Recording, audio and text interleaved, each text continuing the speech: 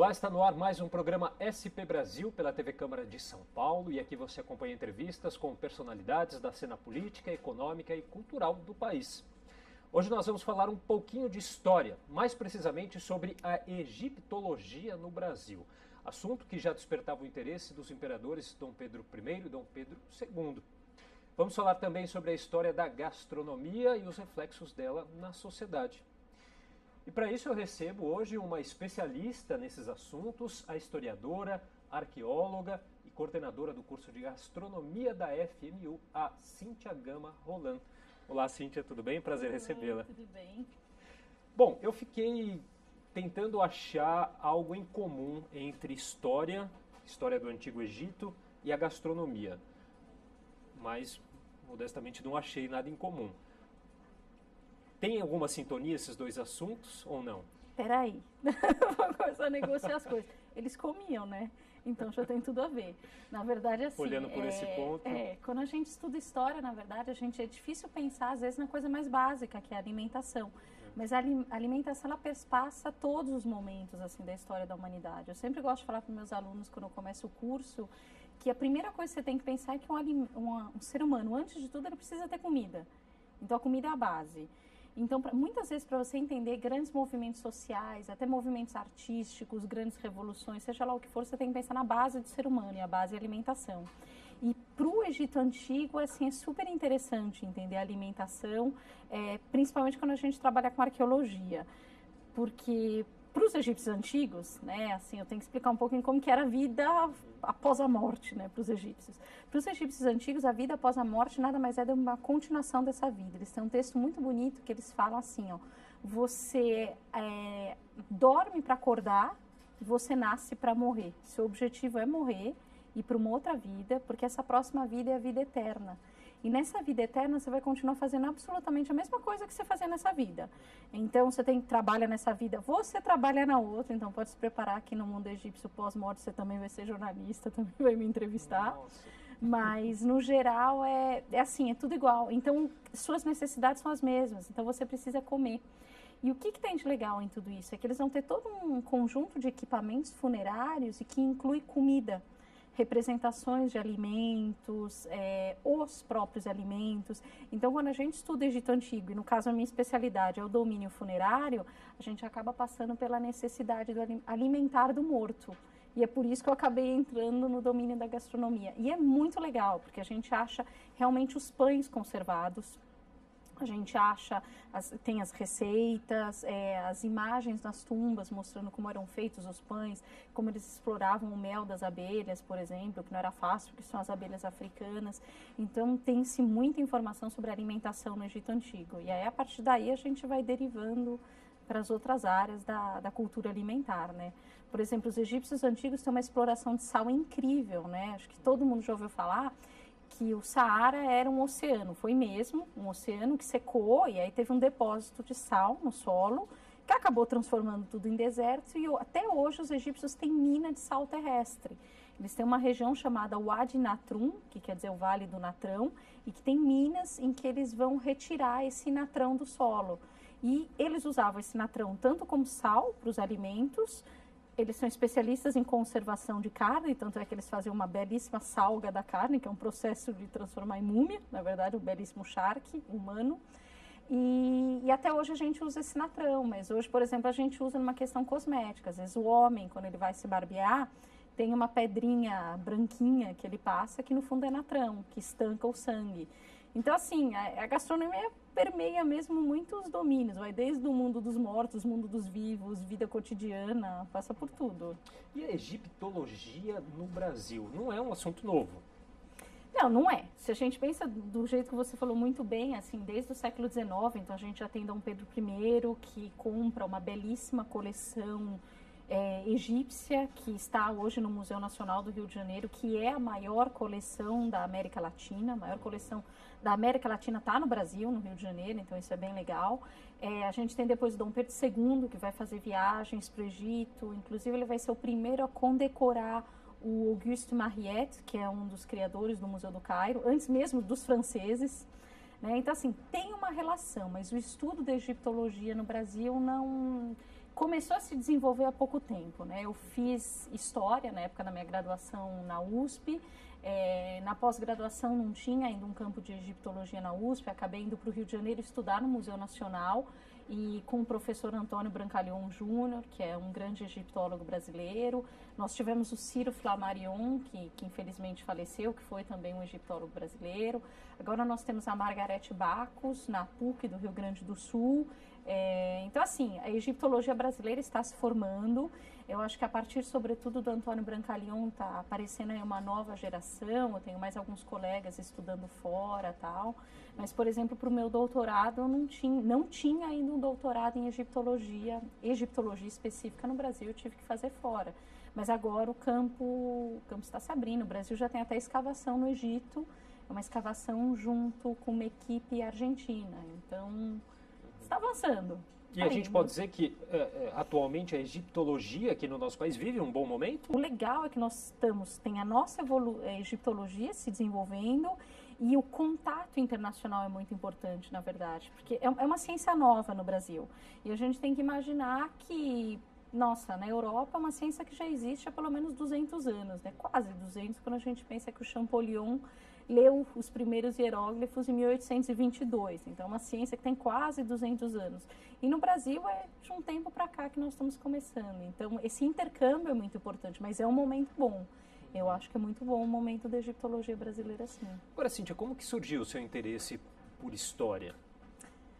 Na verdade, assim, o que sempre me interessou foi a arqueologia. Eu acho que toda criança tem um momento maluco quando é pequeno que quer ser arqueólogo. Só que alguns crescem e continuam malucos, né? Nesse caso sou eu. Mas desde pequena eu sempre quis estudar egiptologia, me especializar em arqueologia. E como não existia formação em arqueologia direto, né? Tinha uma informação, na época que eu prestei o vestibular, tinha uma formação na Estácio, no Rio de Janeiro, que acabou fechando. Então, eu acabei entrando em História, para depois me especializar no mestrado e no doutorado em Arqueologia. Mas é que, assim, é apaixonante, né? Quando a gente pensa... Eu acho apaixonante, porque eu gosto muito da arqueologia.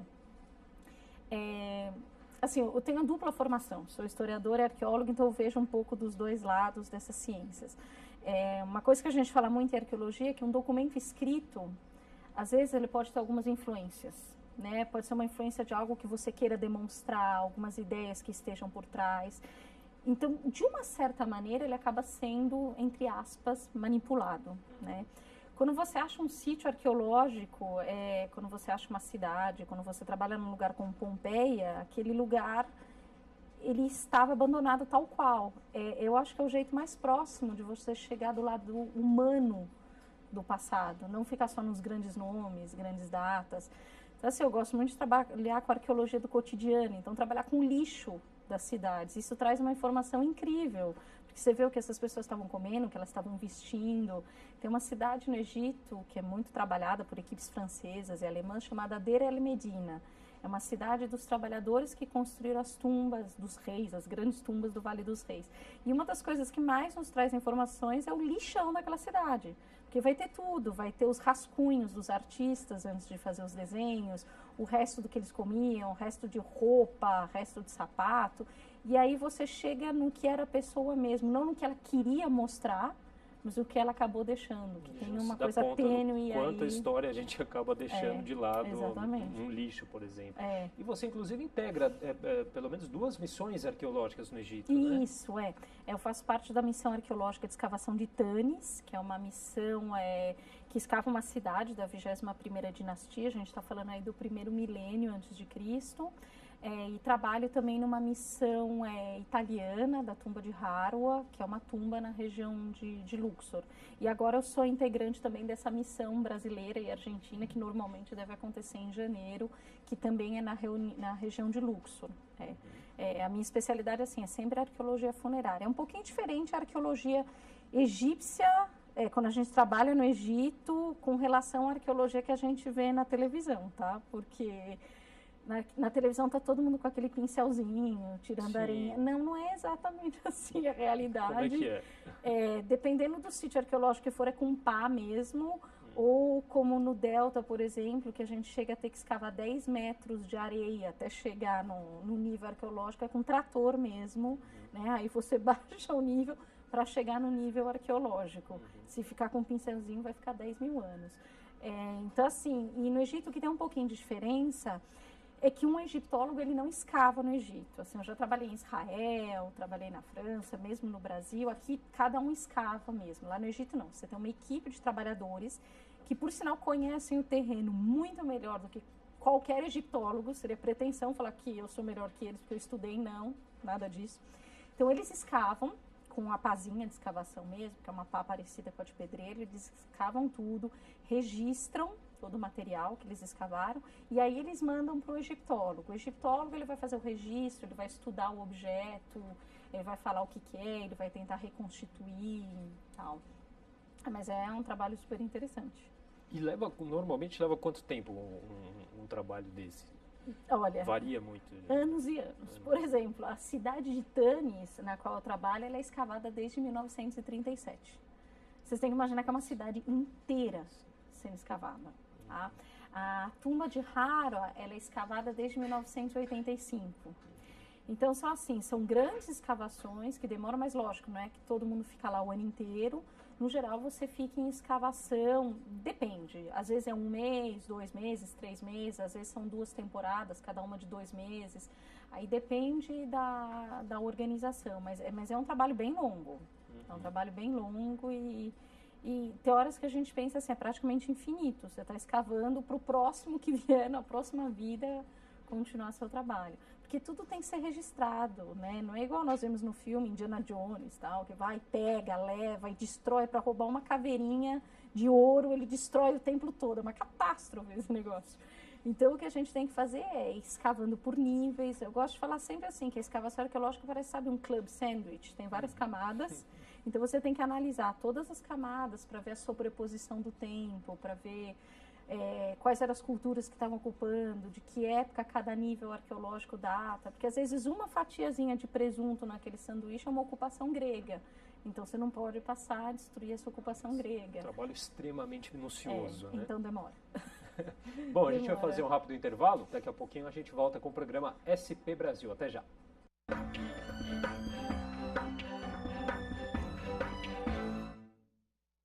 Estamos de volta com o programa SP Brasil pela TV Câmara de São Paulo, onde você acompanha entrevistas com personalidades da cena política, econômica e cultural do país. Hoje a nossa entrevistada é a historiadora, arqueóloga e coordenadora do curso de gastronomia da FMU, a Cíntia Gama Roland.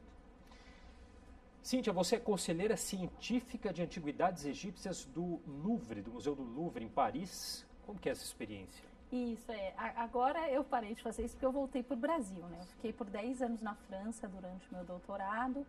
E aí eu pesquiso um artefato específico que são chamados chabits, são umas estatuetas funerárias que trabalham no lugar do morto, no além, já que ninguém tem vontade de trabalhar na vida após a morte, eles fazem umas estatuetinhas para trabalhar no lugar do morto. Então eu trabalhava, na verdade, com um curador do Louvre e o meu trabalho é um trabalho, assim como a gente está falando de trabalho longo agora há pouco, é um trabalho eu tinha que pegar toda a coleção de estatuetas desse museu, que é uma coleção gigantesca, e eu verificava uma por uma para ver se alguma tinha quebrado, se alguma tinha sumido, e tudo isso a gente colocava num banco de dados, e caso alguma tivesse desaparecido, a gente tinha um botãozinho que mandava direto para a polícia a informação de qual estatueta. Então é você fazer um recenseamento, né, que é o que eles chamam de recollement. É um trabalho que acontece a cada 10 anos nos museus, que é para ver se todos os objetos estão lá, se algum objeto sumiu, se algum objeto quebrou, se algum objeto tem que ter restauração. Esse é um trabalho incrível, porque é trabalhar com uma super coleção de egiptologia, né? Não é a maior, mas é uma das maiores do mundo. Esse tipo de trabalho acaba fazendo a gente refletir um pouquinho sobre a importância que a gente dá para a arte e para a história aqui no Brasil. Eu acho que faz, assim, e aí eu vou falar, é um ponto de vista pessoal, eu não posso falar pelo todo porque eu não conheço tudo, mas assim, eu fiquei 10 anos fora, conheci bem os museus da França, trabalhei um tempo no Cairo, no Museu Britânico, conheci, e assim, lógico, a gente critica muito o tratamento que o Brasil dá para a cultura. Eu concordo que tem que ter uma crítica, tem muitas coisas que estão ruins, que tem problema, mas uma coisa que me surpreendeu muito foi, ao voltar para o Brasil, encontrar instituições que tem um serviço muito legal de cultura, gratuitos, com reservas técnicas que eu visitei aqui no Brasil, que muito melhores do que a reserva do Louvre. Eu estou trabalhando agora no MASP, por exemplo, eu sou pesquisadora do acervo da coleção egípcia do MASP.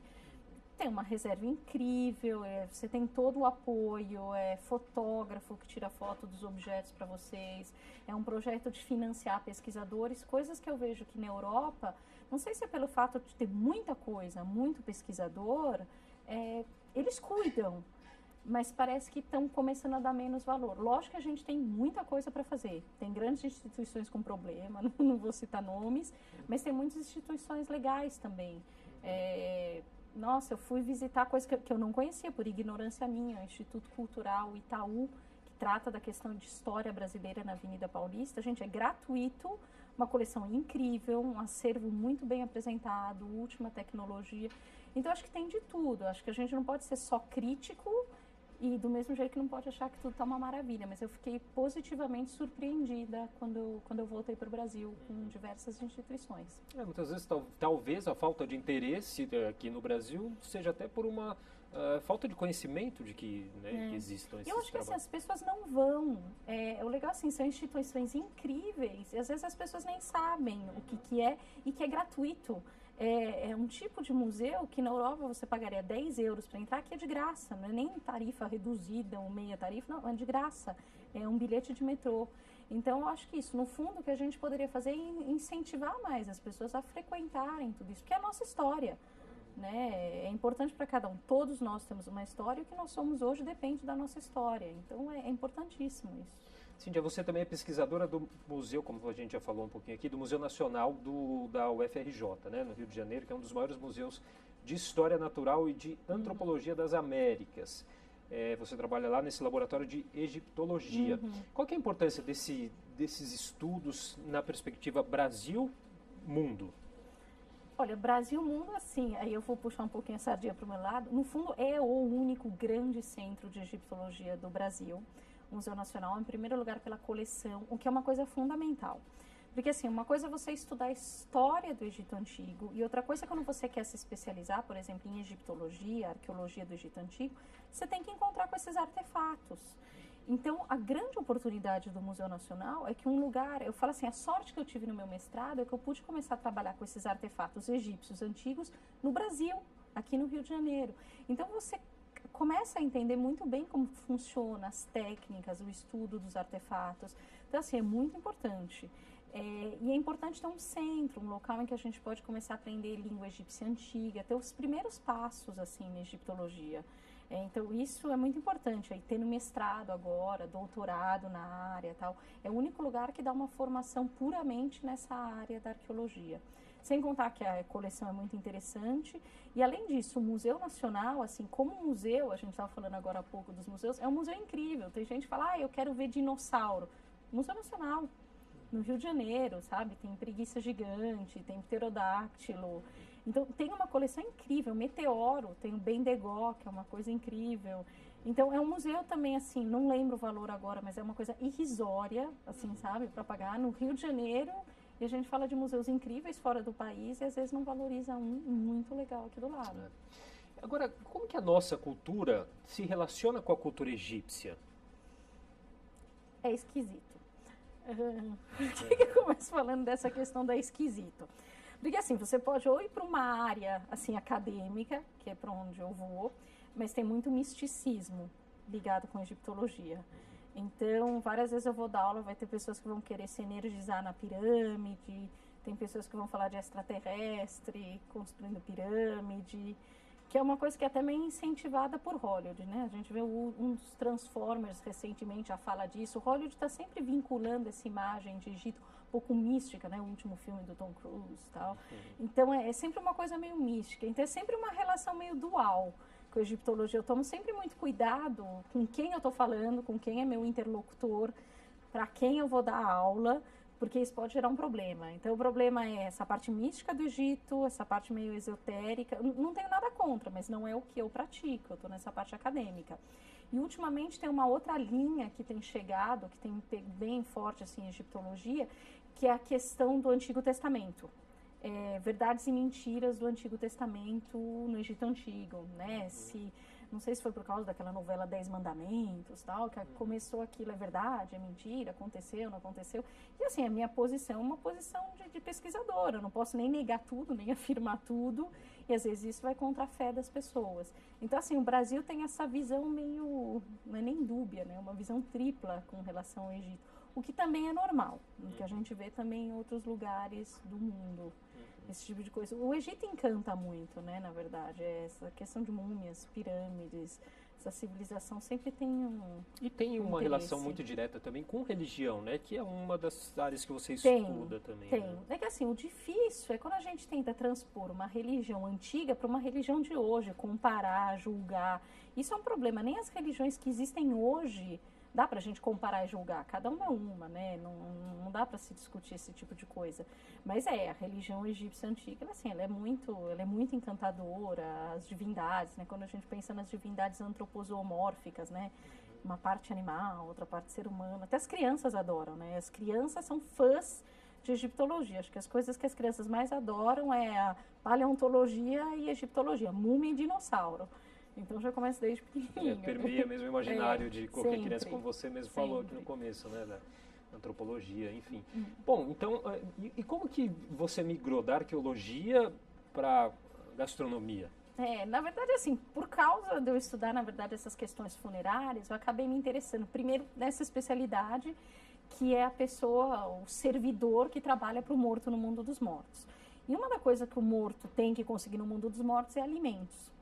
E aí eu comecei a migrar para tentar entender um pouquinho esses padrões alimentares egípcios antigos e a partir do alimento funerário deles.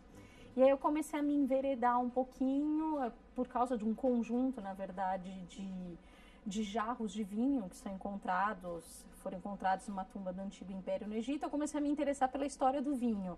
E aí, na verdade, assim, quando você se encanta por essa parte assim ligada à alimentação, é como se fosse um novelo. Você começa a puxar lá atrás e fica com vontade de entender o que deu isso lá na frente.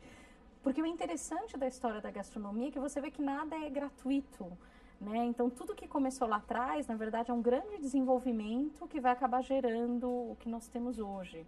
Né? Então, hoje a gente fala, por exemplo, de food design. É super legal o food design, é uma nova tendência, tal, acho super interessante. Mas, caramba, o Carême já estava fazendo isso no século XVIII na França, que é esse conceito associado com a arte, a apresentação dos alimentos. E para entender o Carême, a gente tem que voltar para o Luís XIV, para entender do Barroco na França e a arte na alimentação. Então, assim, uma coisa vai puxando a outra e acabei me enveredando por isso, né? Então acabei ficando com uma dupla especialidade aí. E o que as pessoas comiam no Egito Antigo? Pão doce, adocicado com mel, pão salgado com aquele sal que eu já comentei, chamado natrão, pão com banha. Eles faziam pão de tudo quanto é tipo, com uva passa, com figo e a cerveja. Né? Quer dizer, então, que a cerveja vem lá dos... Cerveja, os mesopotâmicos já tinham cerveja. A cerveja na Mesopotâmia se chamava sícaro. No Egito, a cerveja se chama Hennekes, e a nossa palavra cerveja, já que estamos falando disso, ela é derivada da palavra cervásia, na Idade Média, que vem do latim Ceres vini, que quer dizer o vinho da deusa Ceres, que é a deusa dos grãos. Então, é um vinho feito de grãos, né? A nossa palavra cerveja. Mas a cerveja é essencial para os egípcios, né? E eles têm vários tipos de cerveja também. Eles vão ter a cerveja clássica de cevada, mas eles fazem a Weissbier, né? Eles fazem de trigo. Eles vão ter cervejas adocicadas com tâmara, cerveja adocicada com damasco. Eles bebem vinho também. E assim, o álcool é fundamental para essas civilizações antigas. Na verdade, uma coisa quando eu falo assim, nossa, a base deles é pão e cerveja, então eu falo, mas quer dizer que todo mundo bebe cerveja, criança bebe cerveja? Sim, vocês têm que pensar que o sistema assim, de esgoto antigo é um pouquinho complicado. Então, as fontes de água, no geral, elas podem estar contaminadas e um grande problema é cólera. Então, o fato de você beber uma bebida alcoólica, o álcool, na verdade, ele tem um pH ácido, então ele diminui, ele acaba matando as bactérias, então você tem certeza de estar bebendo alguma coisa limpa. Então, todo mundo bebe álcool, isso não é um problema para essa sociedade. A diferença entre a cerveja egípcia e a cerveja de hoje é que é uma cerveja mais pesada, é quase uma sopa, na verdade, é considerado um alimento líquido, e eles ferviam antes de beber. Que aí entra todo o jogo. Quando você ferve, você está acabando de matar as bactérias que sobraram e está baixando o teor alcoólico. Então, assim, o teor alcoólico de uma cerveja egípcia é em torno de 2% de álcool. Mas eles comiam de tudo, eles comiam muito pato, eles já tinham a técnica de confitar os alimentos, eles comiam muito alface, por sinal eles acreditavam que o alface era afrodisíaco, estava associado a um deus chamado Deus Min. Agora, hoje, o que sobrou da alimentação egípcia é difícil nós falarmos, que assim, os egípcios antigos foram invadidos por diversos povos, tal, e hoje quando a gente pensa em cozinha egípcia, a gente pensa nos árabes, né? Então, no fundo, o que sobrou mesmo da cozinha egípcia hoje é o pão, aquele pão, o pão sírio, o pão pita, que nós chamamos, no fundo, é um pão que já se fazia desde o Egito Antigo. Ainda bem. Que sobrou. Sobrou. A gente vai para mais um rápido intervalo e daqui a pouco nós voltamos com o programa SP Brasil. Até já.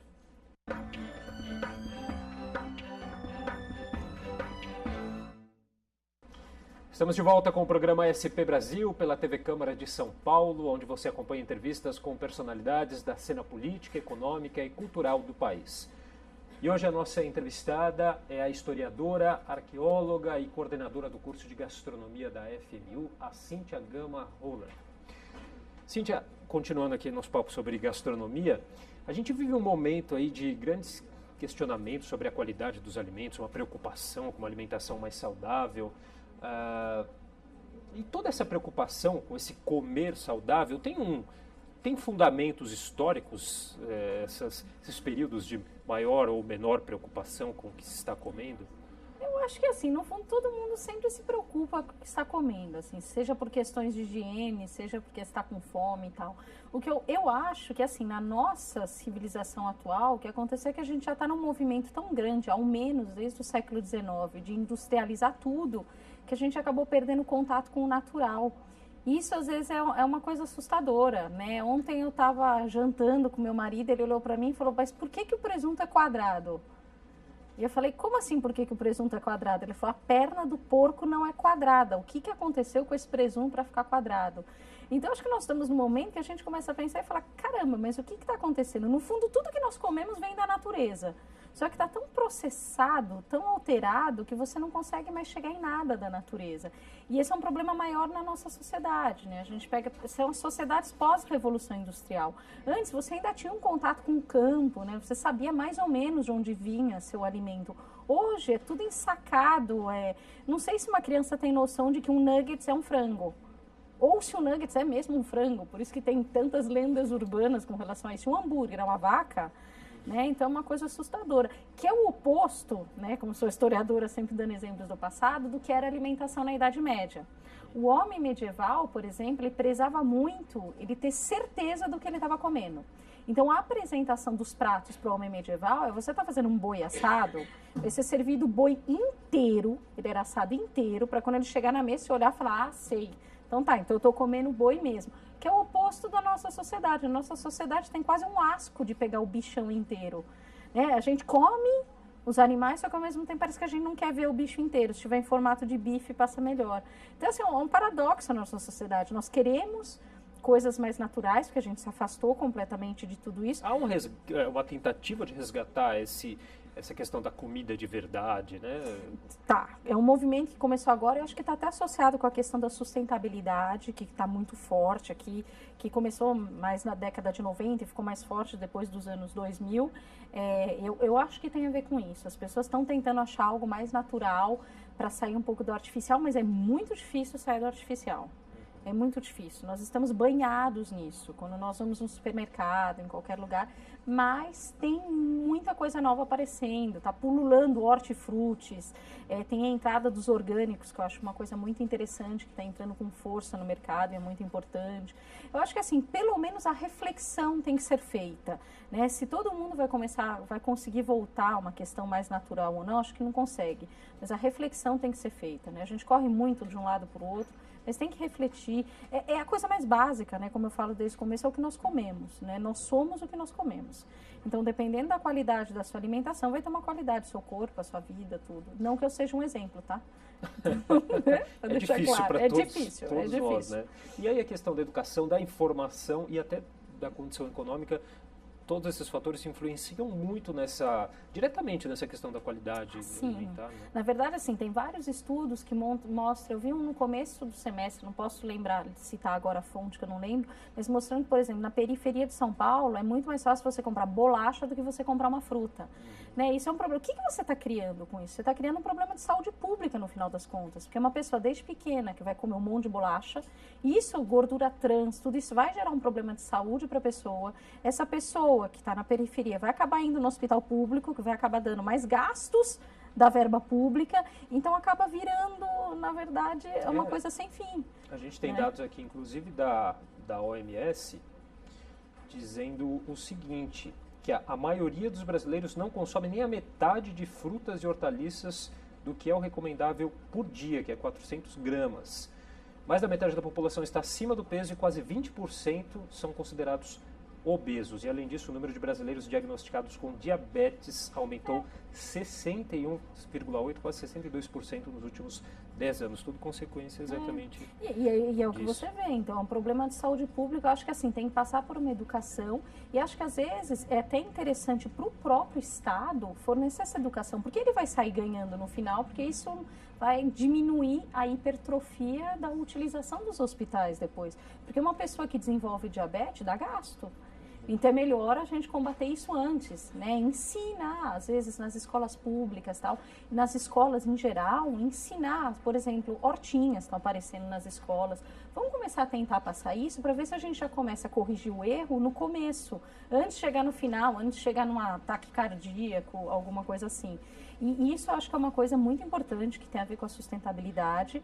E outro problema, sim, às vezes é a qualidade dos alimentos, né? Porque a gente fala assim, eu tenho filho, eu gosto de falar, tem que comer fruta, não come bala, não come chocolate. Aí, às vezes eu compro um morango para ele fora de época, um morango desse tamanho, vermelho, você olha para ele é um morango mutante, vamos ser sinceros, o morango de quando eu era pequena não era isso. E aí eu me coloco assim, a pergunta, eu falo, caramba, será que a quantidade de agrotóxico tem nesse morango, tudo? Será que ele é realmente tão bom assim, eu dar morango para o meu filho? Porque às vezes uma bala acho que dá menos problemas. Então é isso, a gente tem que pensar no que nós estamos comendo e a qualidade do alimento que vem. Então às vezes não é só comer frutas, não é só comer legumes, mas quais frutas, quais legumes, porque a gente não sabe às vezes o que está indo na nossa mesa. Eu sempre falo para os meus alunos, vamos tentar conhecer quem são os produtores. Eu dou aula na gastronomia, então são as pessoas que no futuro vão fazer comida para todo mundo que está aqui, nós vamos comprar deles e nós não vamos saber de onde eles estão comprando esses alimentos. Então eu sempre falo para eles, a responsabilidade é de vocês. Além de preparar um prato bom, que isso é um mínimo que a gente tem que exigir de qualquer pessoa na gastronomia, você tem a responsabilidade desse alimento. Então você tem que se informar, você tem que saber de onde está vindo esse produto, quem é o produtor, como ele está produzindo, que tipo de agrotóxico ele está colocando, porque a saúde das outras pessoas também é responsabilidade de quem produz os alimentos. Então é realmente uma consciência coletiva tudo isso. E nada vai mudar se não forem os consumidores que pedirem a mudança. Por isso que eu bato nessa tecla na gastronomia, eu falo assim, pessoas de gastronomia são grandes consumidores que vão na CEAGESP, vão na zona cerealística. Se eles começarem a querer se informar quais são os alimentos, como eles são grandes compradores para restaurantes e tal, talvez os produtores vão começar a pensar um pouquinho melhor e tudo começa a funcionar. Lógico, é um pouco utópico, né? Mas tem que começar de alguma maneira, exatamente, porque todos nós estamos vivendo nisso, né? Agora, a culinária, a gastronomia brasileira é tão rica, é tão diversa, sim, né? Como que é um pouquinho a relação da história da gastronomia brasileira e qual o peso que ela tem na gastronomia mundial? A cozinha brasileira, assim, ela é incrível, tá? Eu acho uma pena nós termos demorado tanto para começarmos a valorizar a cozinha brasileira, né? A valorização da cozinha brasileira é algo recente no mercado gastronômico, ela começou no final da década de 80, até por causa de um movimento fusion, tal, que é uma questão de valorização dos produtos locais, sobretudo com dois chefes, né, estrangeiros que vieram aqui para o Brasil. O Laurence Chuedo e o Claude Roagot, e começaram a valorizar os produtos nacionais, e aí nós começamos a valorizar os produtos nacionais. A gastronomia brasileira, assim, ela é tão rica, tão incrível, que eu tenho até medo de falar gastronomia brasileira. Porque, gastronomicamente falando, não existe um Brasil. Existem diversos Brasis. Então, quando a gente fala, a gente tem que falar da cozinha do norte, a gente tem que falar da cozinha do nordeste, a gente tem que falar a cozinha do centro, a cozinha do sul, a cozinha do sudeste. E ainda dentro de tudo isso, a gente pensa, cozinha do sudeste. No fundo, a cozinha de São Paulo não é a cozinha do Rio de Janeiro, que não é a cozinha de Minas, tá? Então, assim, ela é riquíssima. Ainda bem, tem acontecido agora grandes pessoas que estão pesquisando essa cozinha, que estão valorizando essa cozinha e estão trazendo à tona. Porque por muito tempo foi um movimento no Brasil, que foi do século XIX até pelo menos a década de 60, que foi um movimento, não, brasileiro não é legal o que é internacional.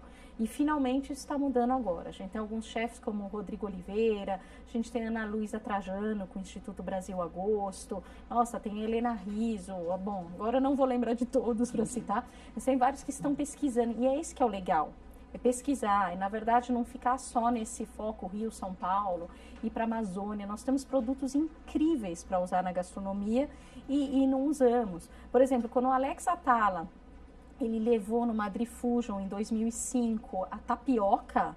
Gente, foi uma coisa incrível. O mundo não conhecia a tapioca, né? O mundo não conhecia a cachaça. Só para falar de coisas assim básicas. E o tucupi, que é uma coisa impressionante. O jambu. São alimentos regionais que muitas vezes outras regiões que não aquela de origem aqui no Brasil desconhecem, né? A tapioca mesmo... aqui no Sudeste ou em São Paulo não se falava, sei lá, há uma década atrás. E agora chegou, por exemplo, todo mundo conhecia crepe, todo mundo conhecia panqueca. Crepe da França, panqueca dos Estados Unidos e tapioca não. Então, esse que era o grande paradoxo. Parece que por muito tempo nós estávamos buscando as nossas raízes fora, né? Aí entra a história de novo. É como se nós fôssemos os europeus desgarrados, né? Tendo em vista a nossa história, a nossa colonização. Mas eu acho que chegou na hora da gente assumir. Nós não somos europeus desgarrados, nós temos uma identidade, nós somos brasileiros. Eu sempre falo para os meus alunos em palestras, tá? Hoje todo mundo fala de cozinha peruana, né? Até no Brasil, né? De uma hora para outra todo mundo come ceviche.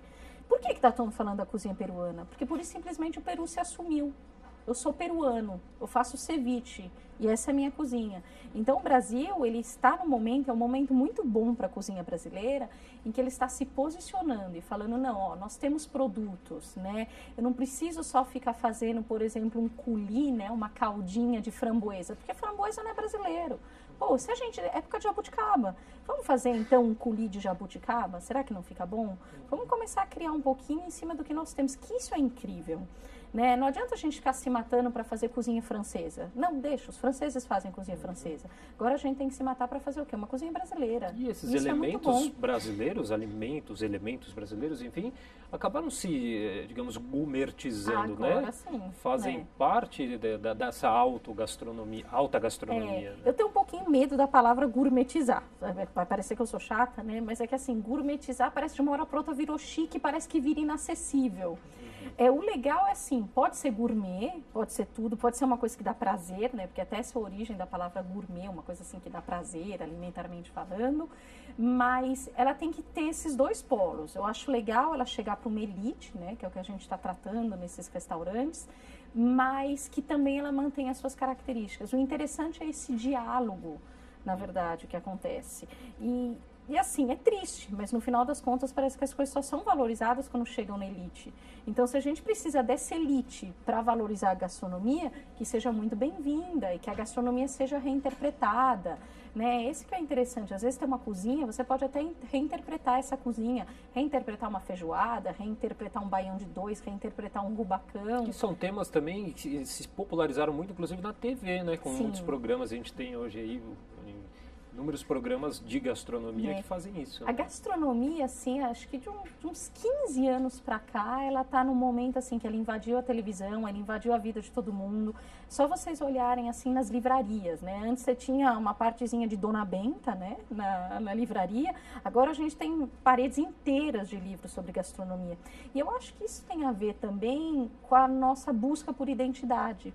Lembra que a gente está falando dessa questão de industrialização, grandes cidades e tal? É quase como se as pessoas estivessem perdendo um pouquinho a sua identidade. E a gastronomia, ela dá identidade para as pessoas. No fundo, a sua identidade é o que você come. Né? Você se identifica como um brasileiro porque eu sou um comedor de arroz e feijão. Né? Você foi para a Argentina, acabou o arroz e feijão, de uma hora para outra virou papas. Né? Você vai para a França, não tem mais arroz e feijão, os Estados Unidos não tem mais arroz e feijão. Então tem uma busca de identidade e isso está se manifestando. A gastronomia é um dos meios de manifestação de tudo isso. Bom, a gente vai fazer mais um rápido intervalo. Daqui a pouco a gente volta já para o último bloco do programa SP Brasil.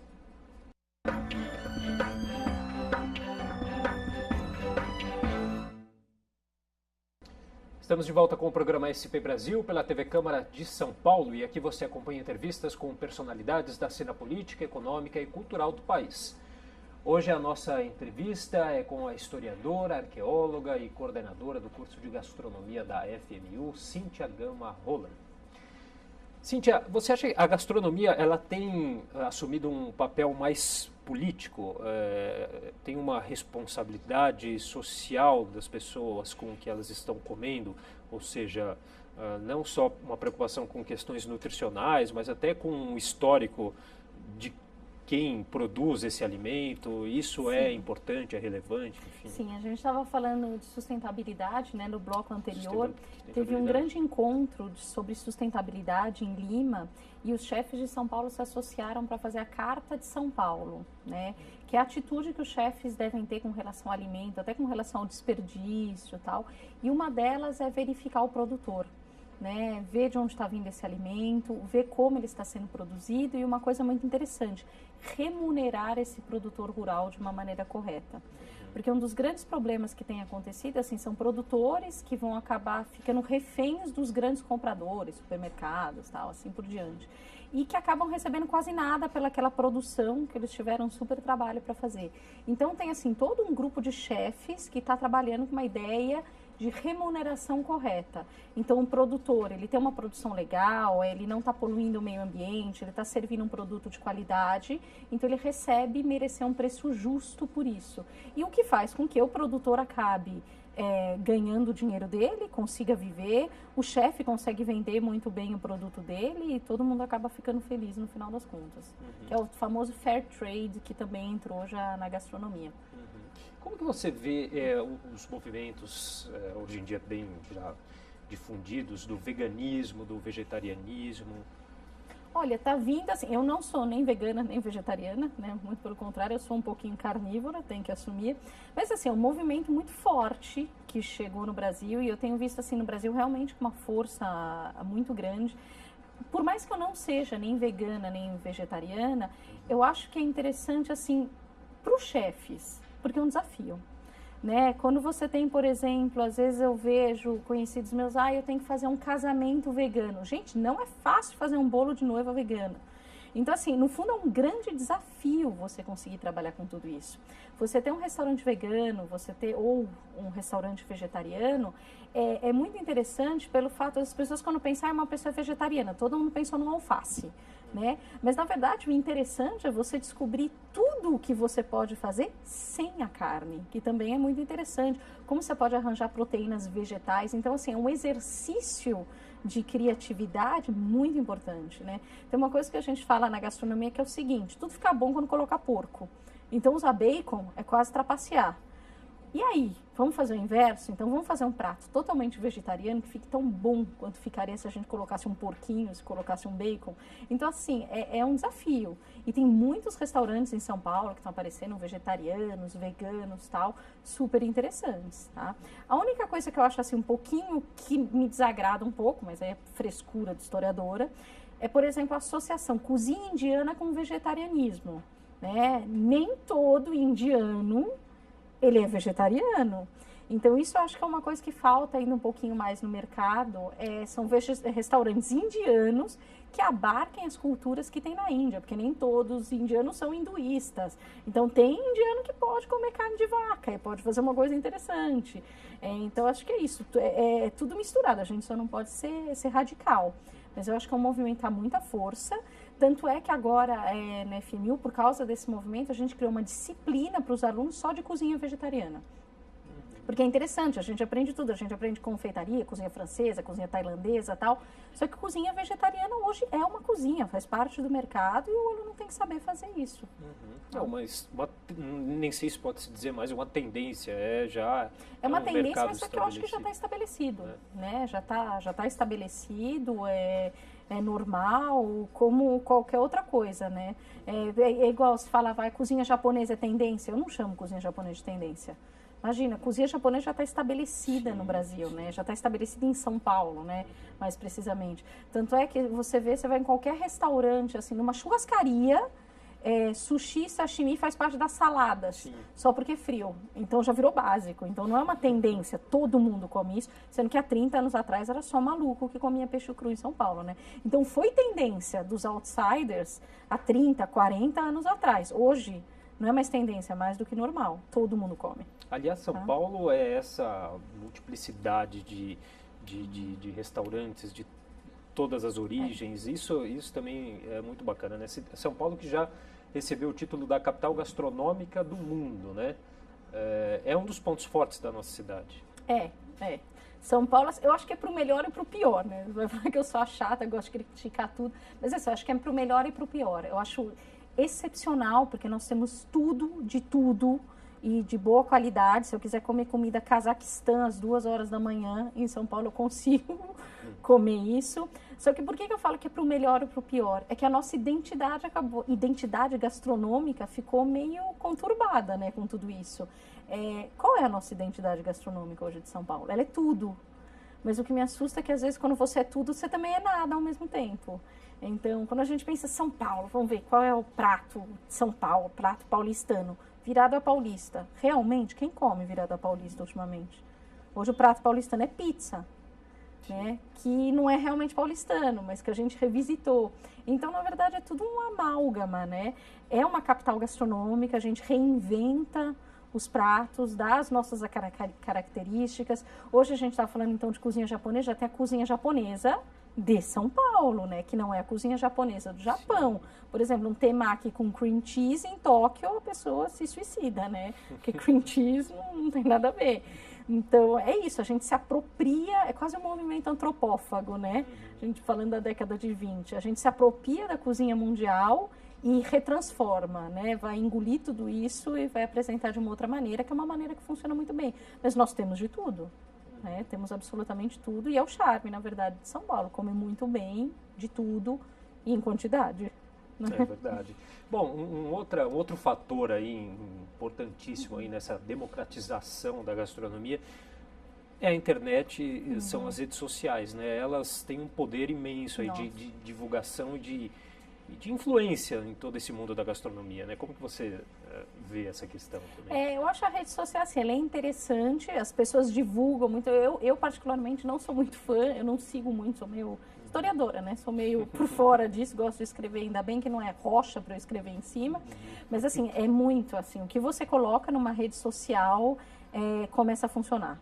Faz sucesso, as pessoas postam assim em Facebook, eu achei incrível que elas estão jantando, o que elas comeram, o prato que elas conseguiram fazer, quase como se todo mundo fosse um Masterchef em casa, sabe? Todo mundo trabalhando e fazendo, e as pessoas competem, né, nas redes sociais, Instagram, as pessoas postam restaurante, postam vinho, assim, a gastronomia desde sempre, ela também teve ligada com a questão de status social. Então também é um status. Você mostrar que você está em tal restaurante, que você está bebendo tal vinho, que você está comendo tal prato. Isso é só no Brasil ou é no mundo? Não, é no mundo. Mostrar que você está indo num bom restaurante, bebendo um bom vinho. E assim, ouso dizer que desde sempre, tá? Tem uma questão de status aí associada com a gastronomia. E as redes sociais, no fundo, são isso, né? Um grande vetor de eu estou bem na vida.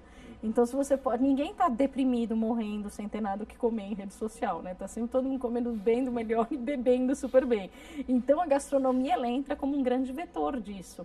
Uma coisa que eu acho super interessante que aparece agora, o que tem são os quadros para colocar rolha de vinho Sim. que se bebe. No fundo, é super interessante, mas no final, o objetivo é mostrar que você está bebendo vinho pra caramba. Né? Porque não vai ter uma memória a cada uma dessas rolhas. Né? Então, mas é uma coisa interessante que aparece na nossa sociedade com relação à gastronomia. Cíntia, bom, o nosso tempo está terminando, mas eu acho que ainda cabe mais uma pergunta. A gente teve no último Rock in Rio um episódio aí de uma apreensão, né, de cerca de 160 quilos de alimentos, queijos, linguiças, alimentos artesanais, né? e de uma renomada chefe até, Roberta Sudbreck, se eu não me engano, né? E por uma falta de um selo de inspeção fiscal, né? Falta uma atualização dessas questões de leis de inspeção no Brasil? Olha, eu gosto de falar que assim, a vigilância sanitária não é Deus, né? Ela não está em todos os lugares ao mesmo tempo. Tem muita regra. Tem algumas regras que eu particularmente considero esdrúxulas, e tem coisas que às vezes não estão sendo controladas. Eu acho que sempre dá para melhorar. Eu acho que tem exageros. Por exemplo, de novo, eu vou dar uma opinião agora na televisão, mas é uma opinião minha. Por exemplo, o fato de não poder servir ovo cru, na hora que você está servindo um steak tartare, que é um prato clássico da gastronomia francesa, que é com carne crua e ovo cru, e no Brasil você não pode servir ovo cru, eu acho uma aberração. Né? Às vezes você pode comprar ovo, na verdade, que não tem problema nenhum, sabe? Esterilizado, tal. Não sei o nome, tem um nome para isso específico, para quem trabalha da área de nutrição conhece.